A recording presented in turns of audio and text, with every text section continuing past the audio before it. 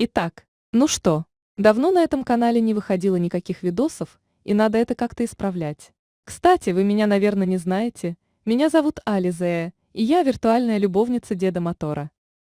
Он велел мне передать вам, что после новогодних праздников у него нет никакого настроения делать видосы, поэтому он попросил меня поработать за него, а он пусть еще отдохнет. В общем, давайте переходить к основной теме этого видео. Если вы следите за тем, что происходит в мире бодибилдинга, то уже, наверное, знаете, что на последнем турнире Мистер Олимпия самый огромный и массивный монстр массы по прозвищу Биг Рами сенсационно проебал эту Олимпию. Хотя изначально он был фаворитом этого турнира, все думали, что именно он в третий раз сможет защитить свой титул величайшего качка планеты, но судьи опустили его вообще на 5-е место. А первым стал Хади Чупан. Его фамилия у меня сразу почему-то ассоциируется с Чупа-Чупсом. Если кто знает, что такое Чупа-Чупс, то пусть напишет в комментариях. Поэтому мы попробуем разобраться, почему эта египетская надутая мускулистая Рама проиграла в этот раз на Олимпии, что случилось, и каковы причины этого провала. Сам же Рама сказал, что не знает, почему он стал 5-м, но примет все меры, чтобы вернуть себе титул мистера, после того, как только узнает, что же у него пошло не так. Элсибай абсолютно не переживает по поводу своего 5-го места на Олимпии, и еще он поделился своими мыслями о физической форме в этом году. По словам бывшего мистера Олимпии, он сейчас поглощен составлением плана по возвращению своего титула. А вот почитатели египетской Рамы, видя его последнее олимпийское выступление, очень сильно его раскритиковали из-за ряда серьезных проблем. По мнению фанатов, у Рамы была плохо проработана нижняя часть спины, плохо выделялись трицепсы, и вообще его тело было сильно залитым.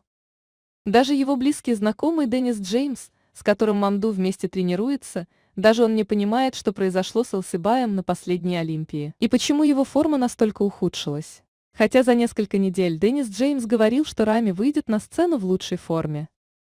Проблемы с формой у Бига Рами попытался подробно объяснить семикратный мистер Олимпия, старина Арнольдушка Шварценеггер. Дедушка Арни тщательно проанализировал все возможные причины поражения Бига Рами. И в итоге он пришел к выводу, что бодибилдеры стали больше внимания уделять своим размерам, чем другим важным характеристикам. Ведь изначально соревновательный бодибилдинг был направлен на поощрение тех атлетов, которые демонстрируют эстетическое телосложение, которое представляет собой идеальное сочетание мышечной массы, четкости, симметрии и пропорций. И поэтому Арнольд считает, что пренебрежение и невнимание к этим деталям в целом и навредило Бигу Рами.